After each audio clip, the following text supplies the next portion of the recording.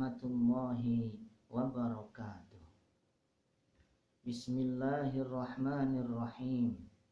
Allahumma salli ala nabi al-hashimi Muhammadin wa ala alihi wa sallim taslima. Sahabat yang berbahagia, pada kesempatan ini saya ingin menjelaskan tentang zikir kalimat thayyibah. Setidaknya ada 3 manfaat dari zikir kalimat thayyibah. Yang pertama adalah menghapus dosa. Dosa-dosa ini mendatangkan masalah, mendatangkan kesulitan, mendatangkan problem, kegelapan, kebingungan, kesedihan. Ini disebabkan karena dosa. Nah, zikir la ilaha illallah, kalimat thayyibah ini menghapus dosa. Di dalam hadis riwayat Tirmidzi, hadis Hasan, Rasulullah SAW bersabda, ittaqillaha haitsuma kunta. Bertakwalah kepada Allah dimanapun kalian berada. Wa atbi'is sayyi'atal hasanata tamhuha. Ikuti kesalahan dengan kebaikan supaya kebaikan ini menghapus kesalahan. Qalu ya Rasulullah. Sahabat bertanya, ya Rasulullah, aminal hasanati qaulu la ilaha illallah. Apakah termasuk kebaikan orang mengucapkan la ilaha illallah? Nabi menjawab, na'am, hiya ahsanul hasanat. Iya, mengucapkan la ilaha illallah merupakan kebaikan yang paling baik. Sahabat yang berbahagia, maka zikir la ilaha illallah ini di samping berfungsi sebagai narun lisifatil madhmumah, berfungsi seperti api yang membakar sifat-sifat yang tidak baik, juga narun lil masail wa dzunub, bisa membakar, menghilangkan masalah-masalah dan dosa-dosa.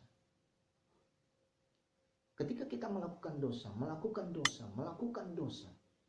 maka pasti akan ada hukumannya.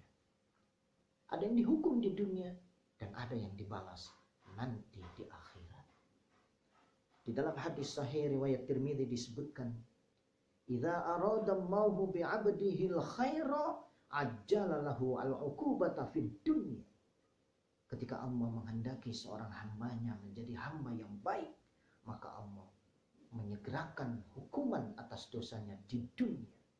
Dibuatnya dia menderita, dibuatnya dia menghadapi masalah, supaya dia kembali, supaya mengevaluasi diri, supaya memperbaiki diri, supaya bertaubat kepada Allah Subhanahu wa ta'ala.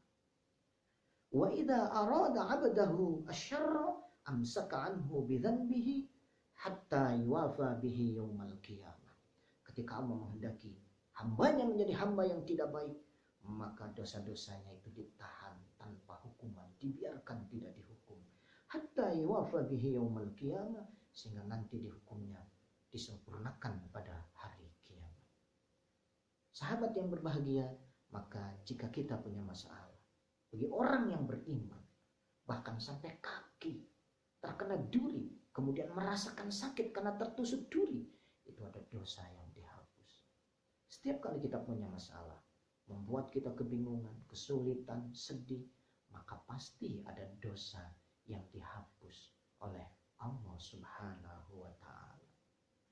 Nah, ini yang pertama, kalimat thayyibah sebagai ahsanul hasanat, kebaikan yang paling baik, dapat menghapus dosa-dosa dan kesalahan yang pernah kita lakukan.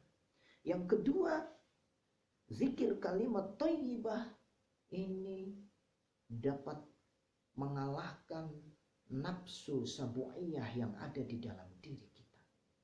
Sabu'iyah itu binatang buas. Jadi di dalam diri kita ini ada nafsu yang seperti binatang buas yang tidak kelihatan, tetapi dapat kita rasakan. Misalkan nafsu ular yang raksasa, gorila atau harimau dan lain sebagainya. Kita contohkan misalnya ular raksasa.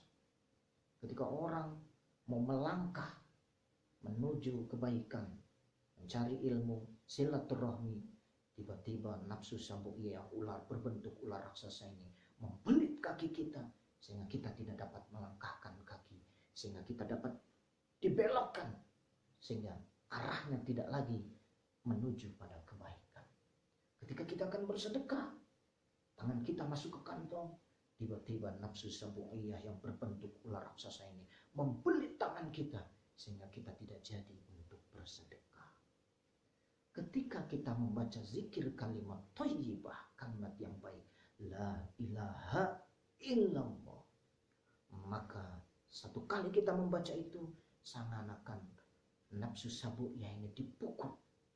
La ilaha illallah, dipukul satu kali sehingga menggeliat-geliat, dipukul lagi, terus la ilaha illallah, terus semakin kita banyak berzikir la ilaha illallah, maka nafsu sabu'iyah ular raksasa ini menjadi semakin lemah, tubuhnya mengecil.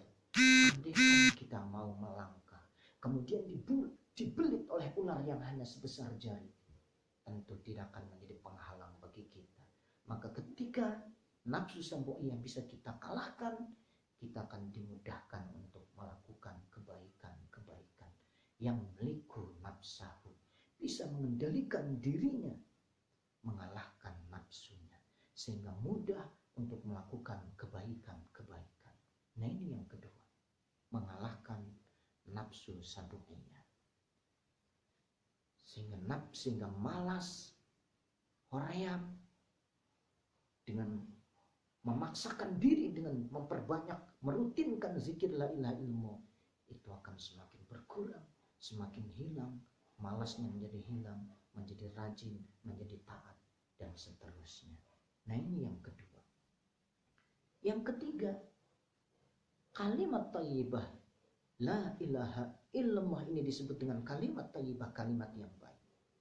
Sebagaimana disebutkan dalam ceramah Kiai Haji Syekh Ahmad Sayyidul Wafatajil Arifin radhiyallahu anhu, karena kalimat ini membuat yang lain menjadi baik.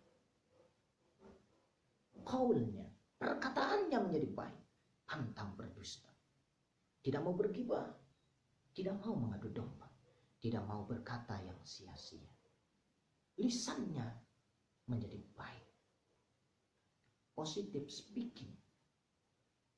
Perbuatannya menjadi baik, positif actuating. Tangannya tidak mau mengambil sesuatu yang bukan hak. Tangannya inginnya bersedekah. Matanya tidak ingin melihat yang dilarang oleh Allah, inginnya melihat yang mendatangkan ridho Allah. Kakinya tidak mau melangkah ke tempat-tempat yang dilarang oleh Allah, inginnya melangkah ke tempat-tempat yang disukai oleh Allah. Perbuatannya menjadi baik, positif actuating. Yang ketiga, i'tiqadnya, keyakinannya, positive believing, keyakinannya menjadi baik, positive thinking, pemikirannya menjadi baik, positive feeling, perasaannya menjadi baik, husnuzon kepada Allah, baik sangka kepada Allah, syukur kepada Allah, sabar kepada Allah, qanaah, menerima terhadap ketentuan Allah. Jadi keyakinannya menjadi baik. Nah, ini sehingga hidupnya menjadi produktif. Apa yang dia lakukan adalah kebaikan. Sebagaimana sabda Rasulullah sallallahu alaihi wasallam di dalam hadis riwayat Tabrani, "Matsalul mu'min matsalun nakhla." Orang beriman itu seperti pohon kurma. Semua yang ada di dalam pohon kurma bermanfaat. Bijinya, daunnya, batangnya, akarnya, semuanya bermanfaat. Seperti pohon kelapa, semuanya bermanfaat. Demikian juga orang yang beriman, hidupnya menjadi produktif karena semuanya bermanfaat. Pandangannya manfaat, tangannya manfaat, kakinya berjalan manfaat, pikirannya manfaat, visinya manfaat, semuanya bermanfaat. karena barokah dari zikir kalimat thayyibah la ilaha illallah.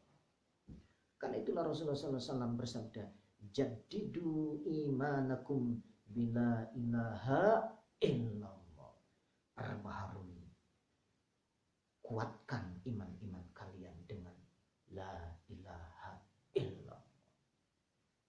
Dicas ya, kalau HP itu dicas, imannya dicas lagi sehingga kuat menghadapi berbagai ujian, godaan, tantangan. Dengan apa? Dengan membaca la ilaha illallah, sehingga lisannya terjaga, perbuatannya terjaga, hatinya terjaga, pikirannya terjaga, keyakinannya terjaga. Ini adalah manfaat ketiga dari zikir kalimat thayyibah. Hidup kita akan menjadi hidup yang produktif, menebarkan kemanfaatan. Dan ini sebagaimana diisyaratkan oleh Nabi, khairun nas anfa'uhum linnas. Sebaik-baik manusia adalah yang paling banyak manfaatnya kepada sesamanya. Al-Quran menyebutkan bahwa kalimat thayyibah ini seperti kasyajaratin thayyibah, seperti pohon yang baik. Asluha sabitun, akarnya menghujam dalam, keyakinannya begitu kokoh. Wa far'uha fis sama, cabang-cabangnya menjuntai sampai ke atas. Tuti ukulaha kullahin, buahnya bisa diambil, dipanen, nggak pernah ada habis-habisnya. Demikian orang yang membaca kalimat thayyibah la ilaha illallah, juga imannya akan mengakar, menghujam begitu kokoh, imannya begitu kuat. Kemudian far'uha fis sama, produktivitas hidupnya, perkataannya baik, perbuatannya baik, keyakinannya baik, sehingga hidupnya menjadi produktif, sehingga hidupnya menjadi barokah, menebarkan keberkahan dan kemanfaatan bagi sekeliling. Sahabat yang berbahagia, inilah 3 hikmah zikir kalimat thayyibah la ilaha illallah. Demikian, mudah-mudahan kita sekalian senantiasa diberi kekuatan, diberi bimbingan dan kekuatan oleh Allah Subhanahu wa taala untuk dapat merutinkan zikir kalimat thayyibah la ilaha illallah, supaya dosa-dosa kita dihapus. Supaya yang kedua, nafsu sambu'iyah yang ada di dalam diri kita bisa kita kalahkan, bisa kita kendalikan, sehingga kita ringan untuk berbuat kebaikan, dimudahkan untuk melakukan kebaikan. Dan yang ketiga, supaya hidup kita menjadi produktif, barokah, menebarkan kemanfaatan. Ilmu kita bermanfaat, tenaga kita bermanfaat, harta kita bermanfaat, dan hidup kita bermanfaat. Terima kasih. Wassalamualaikum warahmatullahi wabarakatuh.